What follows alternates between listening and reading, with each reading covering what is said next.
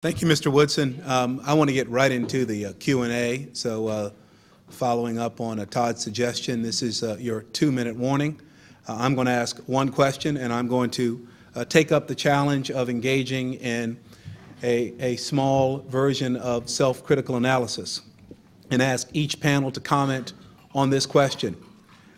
Do we in the black community, I know we say it and I see the PSAs like everybody else, do we value education? Do we act like we value education? And if so, what does a community that values education look like? How do they respond? What priority do they make of it? So I ask each panelist, do we value education in the black community?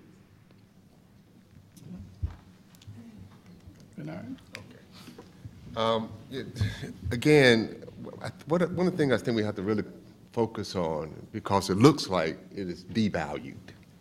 You know, my mother, again, who was not afforded education, highly valued it. So, for example, homework for us was non-optional, non-negotiable. Although she didn't have the capacity to help us with it, she required it.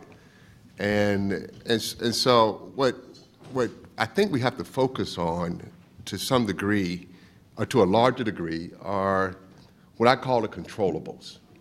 And the controllable that we have, the greatest advantage right now, the one top controllable is that we have these children 7+ hours a day, 5 days a week, 9+ months out of the year. That is the controllable. And the thing to do is to instill in this next generation, because we command their attention, is to instill in them a value set whereby, despite what their parents may or may not value, which is an uncontrollable, because how do you get parents to value an education? You cannot mandate it. You can't come up with a policy of it. But you can instill in children a value for education. And so I think there needs to be something of a fundamental shift, if you will, or an expansion, and seeing that our greatest chance is going to be to invest in this next generation. I borrowed this from the 78th Psalms, if you will. Here was a generation that came out of, as Bob talked about, it came out of Egypt that was failing their children. And in that 78th Psalm, it says, showing the generations to come, in order that they may not be like their fathers, a stubborn and stiff-necked generation. Mm-hmm. So there was something, there was a paradigm that said that there's something that you can do with children. So this child may have been born out of wedlock, if you will. There's something that you can do with children that would instill in them a different value set than their parents. And I think that's where we're going to have the greatest opportunity of instilling a value for an appreciation for education. A quick answer. I believe that you must study success and capacity. I want to know more about the 30% of the households in the black community that are raising children that are not dropping out of school and jail and drug, to find out what's going on there. I want to know why the House of Prayer, serving a very low-income neighborhood, probably 100% of the children finish. Black Muslim children finish school. Seventh-day Adventist children finish school. We need to have researchers going into these little islands of excellence in these low-income toxic environments, and then explain to us, by listening to the parents and listening to whoever is the caregiver, what is it that you are doing that your neighbor is not? And what is it that we as a society can do to support you and expand this small island of excellence so that others can benefit from what you do? Mr. Moses, you mentioned the energy needed. Would you comment and your history of channeling that energy and providing it an outlet? Do you see that energy in terms of the educational opportunities and changing the generation that Dr. Gant spoke about? Do you see that energy as you travel around the country? And if so, how do we channel it? So the Algebra Project has really focused on what to teach and how to teach it in math, right?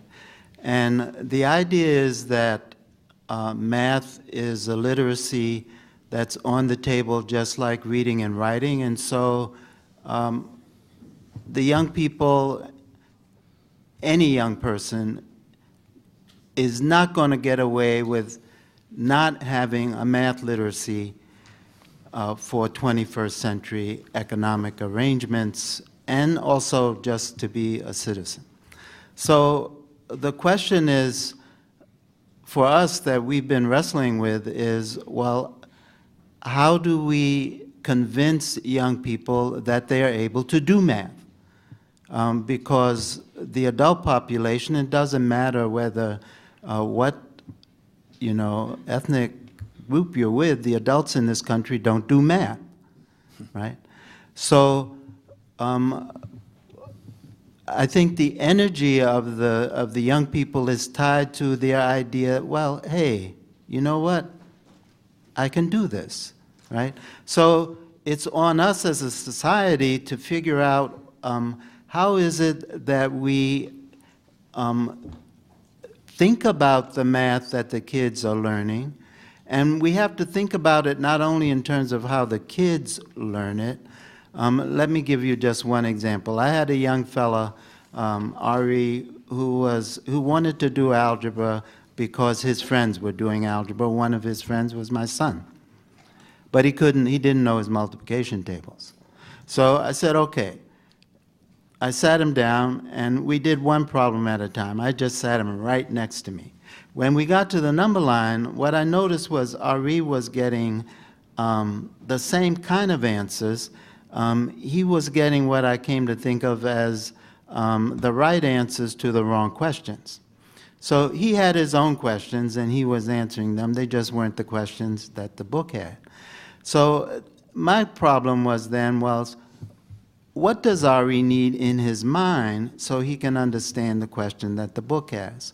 So I finally decided, well, Ari has one concept of number. It's the how many concept. He got it when he learned how to count his fingers and his toes. He needs another concept, another question about number to go along with it. So I tried to think, what should that be? So finally I said, well, he needs a which way concept. But then immediately it came to me, well, Ari already has a which way concept. He knows which way to the mall, which way home, which way here, which way there. What he doesn't have is his which way concept around his how many concept in his number concept. So then my problem was, well, how am I going to put these two together for him so that he can actually assimilate this? So one day I'm walking, getting ready to go on the Red Line in Cambridge. So if you take the Red Line in Cambridge, the first thing they ask you is which way. They want to know, are you going in or are you going out? So that's a which way question. So then what I thought, well, what we can do is take all the kids on the Red Line, and we can use that experience as a way to begin to get these two questions together, because they also make stops. So out of that came a little piece of math called the trip line, right, which has moved all over this country and got into some very deep math as a part of it. So the country has to make a decision about whether it's going to produce teachers of mathematics who are ready and able to understand their subject in a way in which they can reinterpret it for the kids that they are teaching. So the Algebra Project has been working with the National Science Foundation on this and with some research mathematicians on this. But let me tell you, we really invest a minuscule amount of money in this. We need to really step up to the plate if we are serious. The kids can do it, but they need people who understand the math, and the country needs to produce the teachers who can do it. As we turn to the Q&A, I would ask each person from the audience to try to limit your questions so we can get through 4 or 5 questions from the floor. Yes, sir. My name is Marty Castro. I am chair of the State Advisory Committee for Illinois, and I'm glad to be here. I want to thank the Commission for putting this together. It is my hope, however, that in the future that there is a more balanced dialogue, more balanced perspective that occurs throughout the day. I think that this should be more of a conversation than a monologue, and I think not only from the political perspective, but as I look at all the panels, there is an amazing lack of Latinos on the panel. And there's also not an Hispanic on the Civil Rights Commission itself, and that troubles me because a good friend of mine back home in Chicago likes to say, when you're not at the table, you're on the menu. And I think that there's some issues that have come up today related to immigration. And there's some immigration questions that are intertwined with education, and I want to ask you about that.